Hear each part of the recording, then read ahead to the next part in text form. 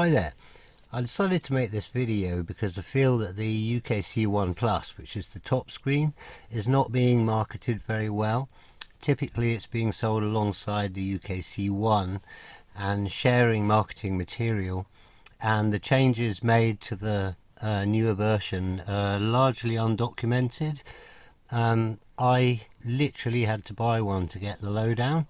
So starting with exterior changes, the Plus literally mounts upside down compared to the earlier version, so that might give better clearance between the mounting bracket and the stem, but I'm not entirely sure.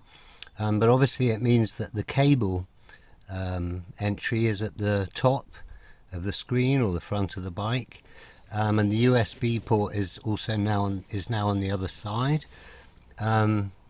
The whole housing for that is completely redesigned, and so the port is slightly more shrouded from the elements, and the seal, the weather seal, is far more efficient.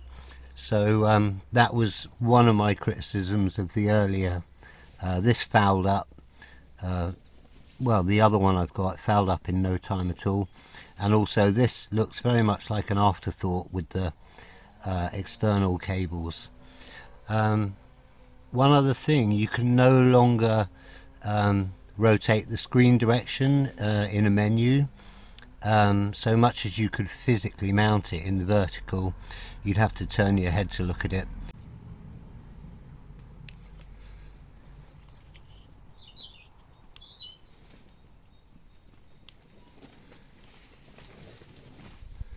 So button functionality is identical between the two screens. You still get into your menu with a double tap of the M key.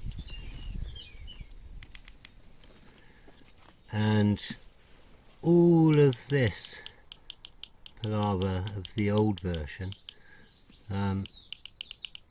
is now condensed into this one main menu. All looks very recognizable. Brightness level of the display, metric or imperial, so miles per hour, kilometers per hour, voltage or percentage, auto assist, which is always recommended to be off, your auto off time, your real-time clock display, which you can disable now. So I have mine off. Power on password, which is now, the screen operates much faster, so you can realistically use the power on password, even though I still prefer a keyless ignition. Your information box is still there. That's all in that one menu. So your advanced settings, the password is still 1801, and as you can see, you don't have to wait around for it. You can actually put the wheel size up to as high as 35 inches if you've got some bike with wheels that big, and it also moves in tenths of an inch now. The speed limit is unchanged. Current limit is down from 250 amps to 150 amps, but I don't think that affects anyone. Assist level, poles in motor, assist poles, ABS levels. Now, the pulse width modulation settings have gone, seemingly to be replaced by this ABS level, and honestly I don't have a single OMD controller with EBS. So for me this is a bit of an unfortunate inclusion because I can't use it. Clockwise start, I've left that at default. Start mode, that's just your assist level. Drive mode, throttle, pedal assist, or both. Zero start is obviously whether you have to be moving before the motor kicks in, and you can also disable the hall error. I was disappointed that you can't mount it vertically anymore, because that's how I'd wanted to do, and I quite like the pulse width modulation.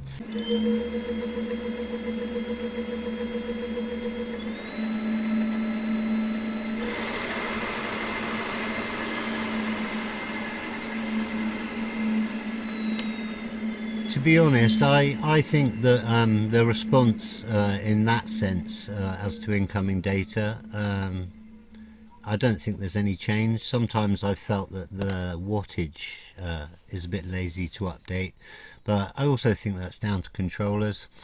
Now I realise I didn't go through the menu of this one blow by blow, but I'm assuming that people have already seen it. Like brightness and clock are self-explanatory. In system,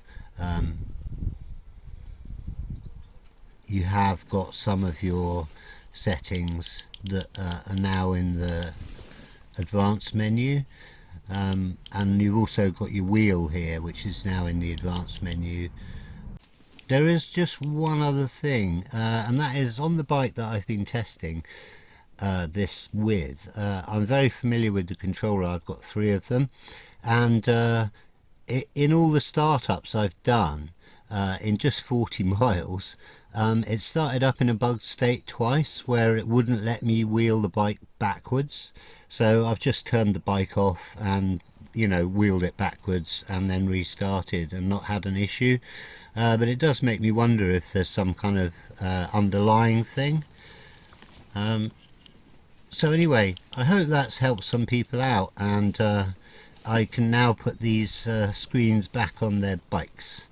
So from me and them, it's goodbye.